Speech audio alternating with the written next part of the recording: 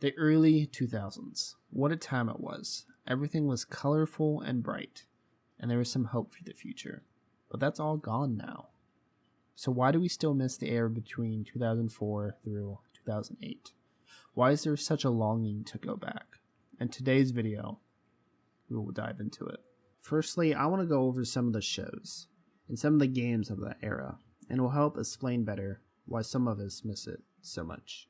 I want to start with Danny Phantom. The show portrays Danny, a teenager in high school that struggled to balance his high school life and hiding his powers from his parents that were ghost hunters. And it shows him acting selfishly to get what he wants from time to time, but gets called out for it every time. And that allows him to grow as a person, as well as shows him not loving being a hero and wishes he didn't have to be one. I think it shows a good contrast between being a person and a superhero. And in my opinion, he is the Ben 10 of Nickelodeon. It was canceled in its third season in 2007 due to constantly going over budget and the network shifting focus. We can't forget about the yellow guy. And I mean the yellow guy from 2004 through 2008. And we all know what I'm talking about. After that era, the show started to feel different. The humor became more over the top. The animation changed. And while there were still some great episodes, many people feel like the original magic was never fully recreated. It marked a transition point for the show, moving away from the golden age of the Bob. And don't get me wrong, there's still some gems past 2008, but it never hit the same. As well as the movie that came out during that time. And it was peak. And the best thing I saw when I was a kid. I always felt bad for the kids that weren't allowed to watch The Sponge back in the day. They truly missed out on a gem. And we can't forget about the memes created from this show. Even though that didn't come until later, I still wanted to mention it. This show was one of the shows I would watch every night when I was a kid. Even the reruns I would watch. It was a teen buddy show that came out in 2004. And to be real, it was an early 2000s time capsule. The colors in that show were bright and colorful. And honestly, at the time, it was so funny. And in my opinion, it really launched Josh Peck's and Drake Bell's careers. And I fell in love with Josh Peck's character, Josh, because he was awkward. And when I was a kid, that was me. I'm still a little bit awkward. And I think that's why so many people still love Drake and Josh today. It wasn't complicated. It was just two teenagers dealing with everyday problems in the funniest ways possible. There weren't constant references to social media or trying to build an online image. It was just friends, family, and ridiculous situations. Watching it now feels like looking back into a simpler time. And for the people that played games during this era, here are some of the games that really made an impact in this era. I gotta start off with a classic, Grand Theft Auto San Andreas. I remember playing this for the first time at my cousin's house, and at the time, it was amazing. To me, it felt like you could do anything. Like you could gain weight, lose weight, and you could learn new fighting skills at the gym. It felt like you could do anything you wanted. I think that's why it made such an impact on us and why we miss the early 2000s. This game made such an impact to all of us. And you can't argue that it was everywhere. All over the internet at the time, as well as all over the TV with commercials. It also set up a trilogy that spanned 4 years.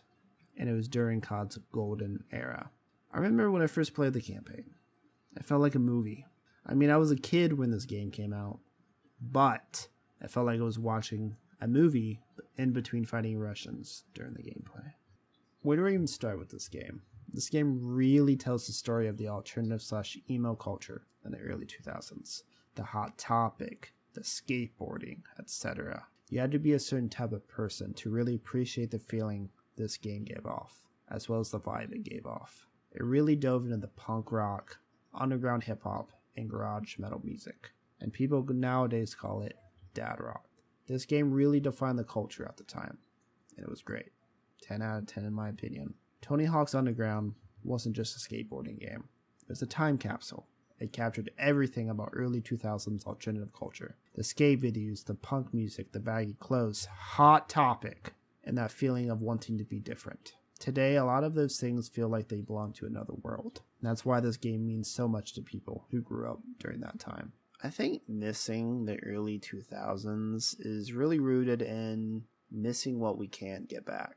And it makes it even worse when everything around us changed so fast. When we look at old shows/old video games, there's something about them. I felt like people cared about making them. There was a drive to create. And there was so much color. And if you know anything about color theory, Brighter colors such as red, blue, and yellow make people happy. It creates a good mood. And nowadays, everything is so dark and gray. And I think that creates the feeling of missing the early 2000s as well. And I think the rise of social media played a part in it as well. The need to go out and talk to people face to face is generally not needed anymore. And us humans are social creatures. As well as I think COVID really played a part in missing the old days as well. Post-COVID, everything feels so distant and empty. And I think it's because of the 6 to 8 months where you couldn't go outside. And people took that time to really look into the early 2000s. Maybe the reason we miss the early 2000s isn't because that decade was perfect. Maybe it's because that was the last time the world felt new. Every game was an adventure. Every show was something to look forward to. And every memory felt bigger because we were experiencing it for the first time. We don't just miss the early 2000s.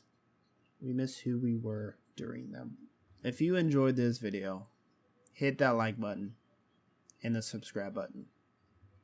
See ya.